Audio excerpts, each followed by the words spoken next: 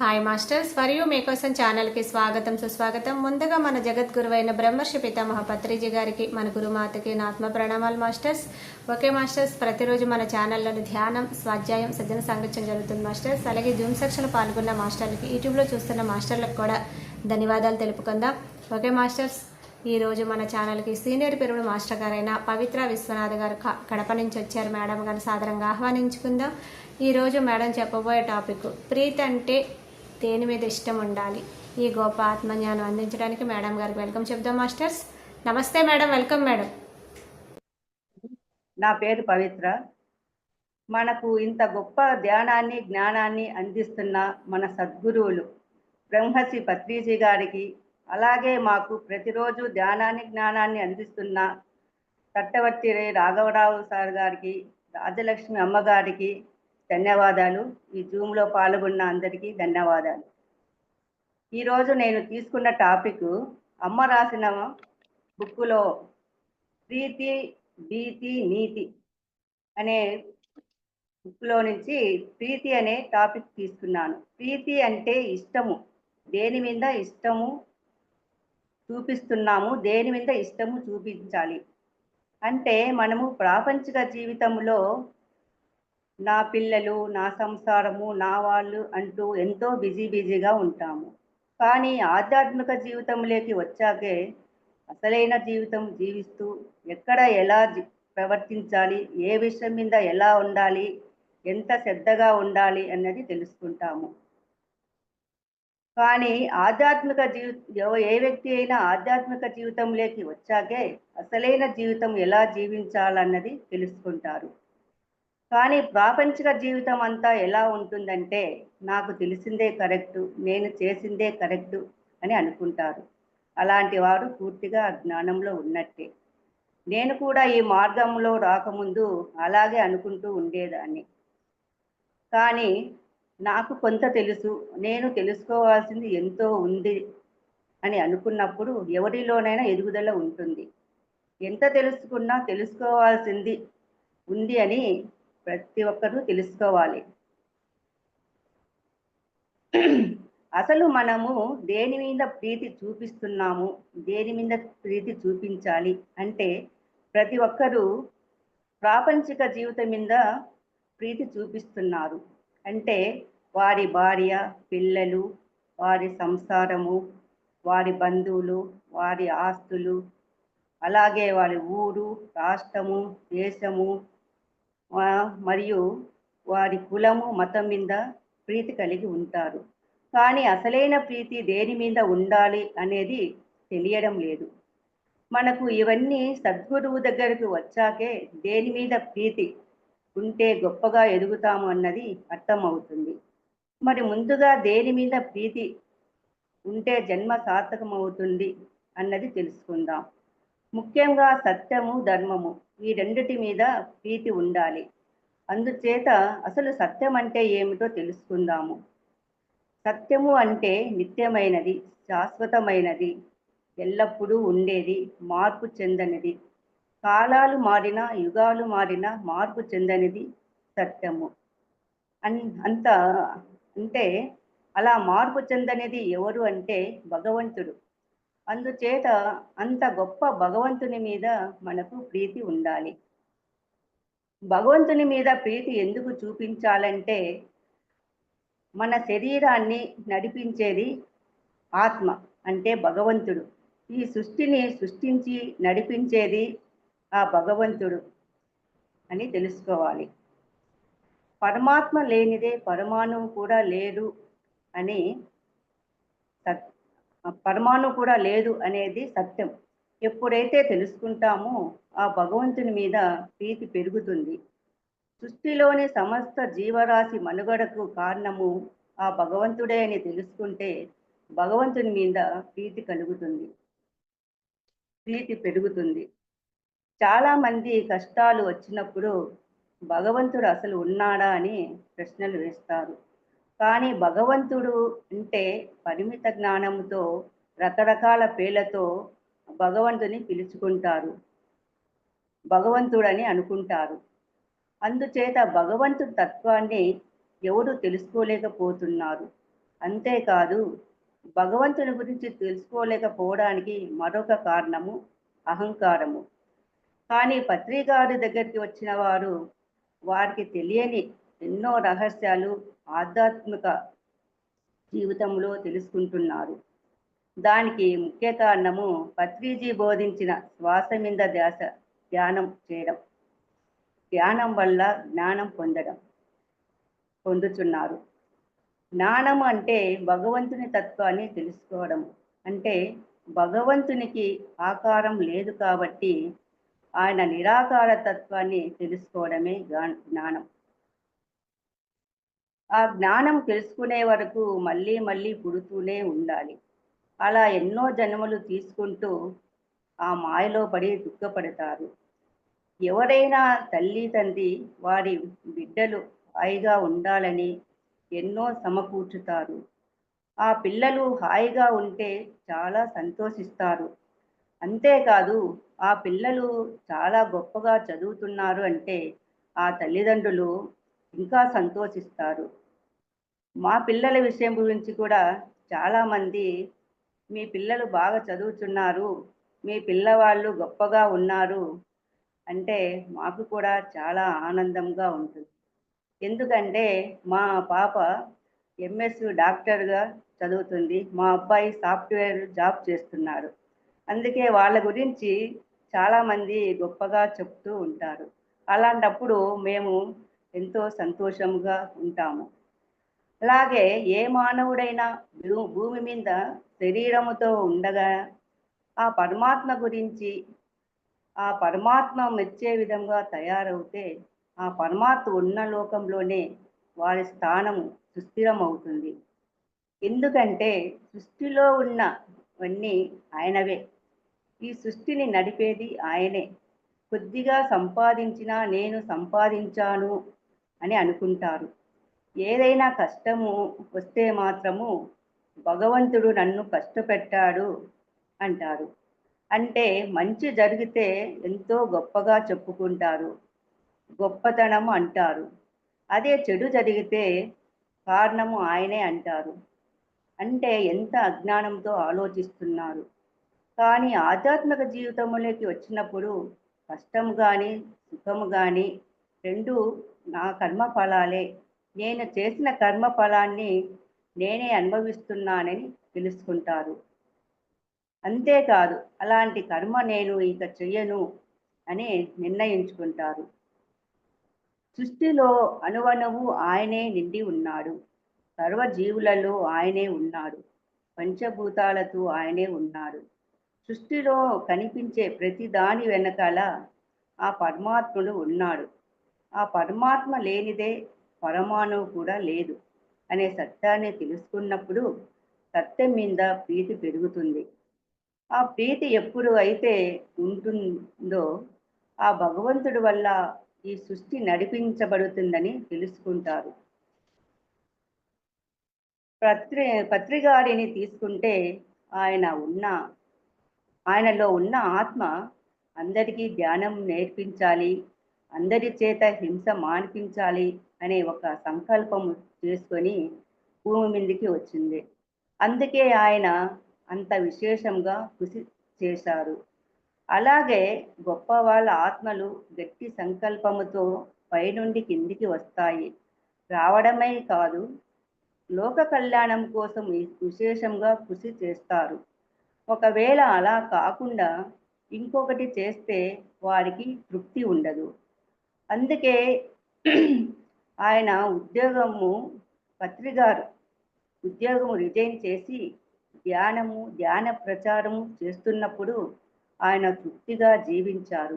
అంటే పైలోకాల నుంచి వచ్చిన ఆత్మ ఏమి నిర్ణయం తీసుకుంటుందో ఆ పని చేస్తేనే తృప్తిగా ఉంటుంది.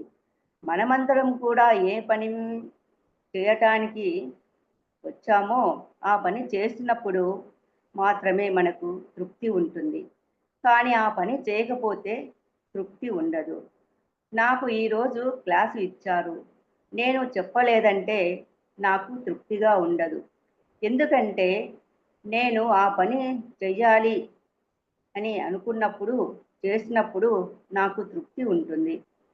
అందుచేత ఆ దైవం మీద ప్రీతి ఉన్నప్పుడే ఇవన్నీ తెలుసుకోవటానికి ఇష్టపడతాము. దైవమే లేడు అనే వారికి ఎవరు ఏమీ చెప్పలేరు. కానీ వారు కూడా ఎన్నో జన్మలు తీసుకున్న తర్వాతే తెలుసుకుంటారు. అలా కొంతమంది 100 జన్మల్లో నేర్చుకుంటారు. కొంతమంది కొన్ని వందల జన్మలు తీసుకొని నేర్చుకుంటారు. ఎవరైనా చివరకు నేర్చుకోక తప్పదు. అలాంటి వారికి చెప్పడము మన ధర్మము. కానీ వాళ్ళు ఆచరిస్తారా లేదా అన్నది మనకు అవసరం లేదు. కానీ ఈ మార్గములోకి వచ్చినప్పుడు తెలుసుకోవాల్సింది ఎంతో ఉందని తెలుసుకుంటారు. అందుకే ప్రీతి అంటే ఇష్టము దేని మీద ఉండాలి అంటే బాహ్య వస్తువుల మీద కాదు. ఆ భగవంతుని తత్వం మీద ఉండాలి. అది తెలుసుకుంటే భగవంతుడు మీద తీవ్రమైన ప్రీతి అంటే ఇష్టము పెరుగుతుంది. మానవుడు మాట్లాడుతున్నాడు అంటే శరీరములో ఆత్మ ఉంటేనే. ఆత్మ అనే భగవంతుడు లేకపోతే ఎవరు మాట్లాడలేరు, చూడలేరు, వినలేరు, ఏ పని చేయలేరు. ఈరోజు ఎవరైనా ఏదైనా గొప్ప కార్యం చేయగలుగుతున్నారు అంటే ఆత్మ అనే భగవంతుడు వారి దేహంలో ఉన్నాడు కాబట్టి. ఈ సృష్టి చేసిన పరమాత్మ మాయ కూడా తన చేతిలోనే ఉంచుకున్నాడట. తనని మరిచిపోయిన వాడిని మాయకు వశం చేస్తాడు. తన కోసము తప్పించే వారికి ఆ మాయ లేకుండా తన దగ్గరకు వచ్చే మార్గాన్ని తెలియపరుస్తాడు. అందుకే మనకు దేని మీద ప్రీతి ఉండాలంటే భగవంతుని మీద ప్రీతి ఉండాలి. సత్యము అంటే భగవంతుడు, అదే ఆత్మ, అదే పరమాత్మ. ధర్మము అన్నది భగవంతుని చేత ఏర్పరచబడింది. అందుచేత ఎవరైతే ధర్మాన్ని ఆచరిస్తారో ఆ ధర్మమే వారిని కాపాడుతుంది అని అంటారు.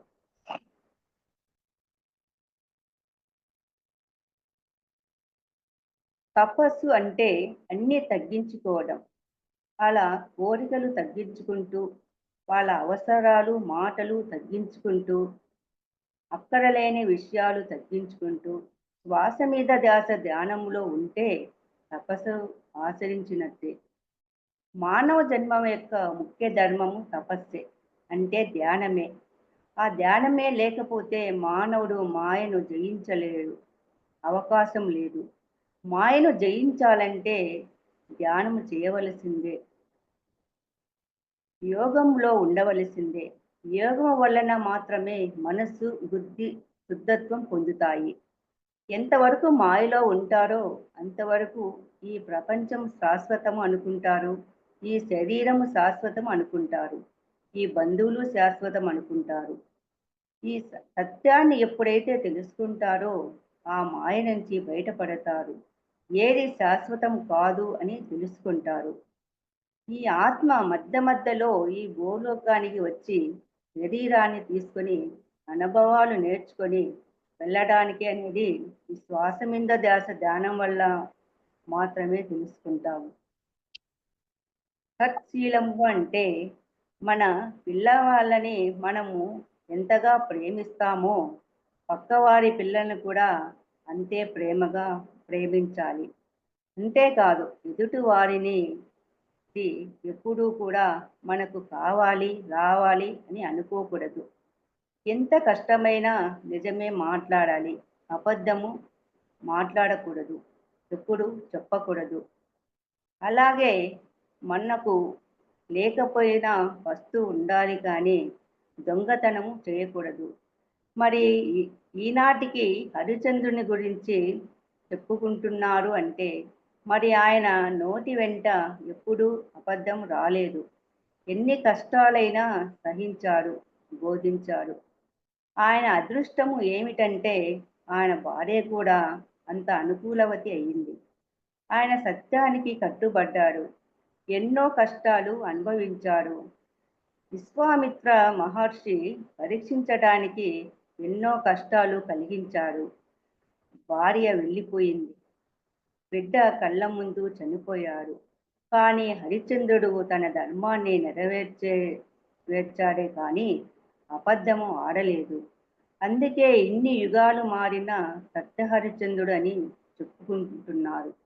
అంటే ఒక మాట నోట వెంట వస్తే అది ఎంత ప్రమాదం అవుతుందో, మరి అలాంటి సత్యానికి కట్టుబడి ఉంటే ఎంత గొప్పగా బ్రతకవచ్చు అనేది సత్యహరిశ్చంద్రుని చూసి నేర్చుకోవచ్చు.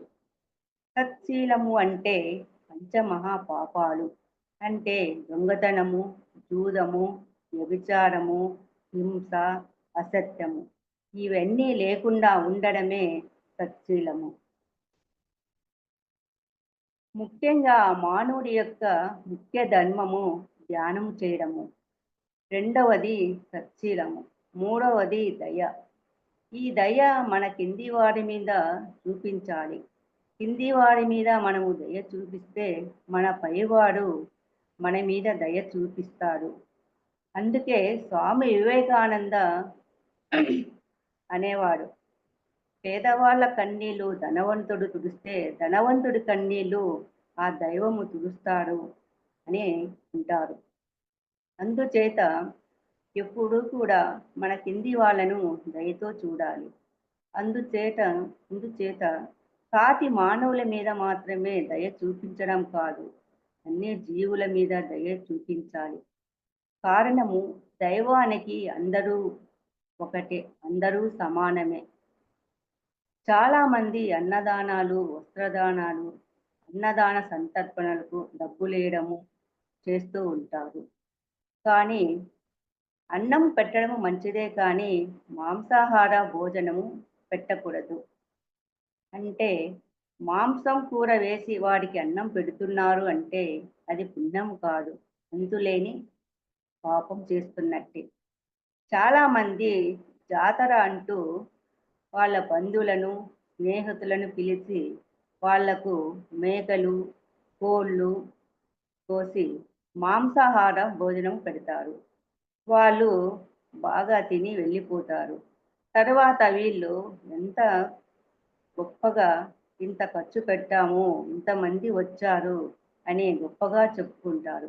కానీ అది పుణ్యం కాదు, అంతులేని పాపం చేసినట్టే. డాక్టర్లు కూడా మాంసం తింటే బలము వస్తుంది అని మాంసం తినమని చెప్తారు. కానీ అది ఎంత పాపమో చేస్తున్నారో వారికి తెలియదు, అజ్ఞానంలో ఉన్నారు. ఎన్ని దానాలు చేసినా మాంసాహారపు భోజనం పెట్టారంటే వారి ఖాతాలోకి పుణ్యం కంటే పాపమే ఎక్కువ చేరుకుంటుంది.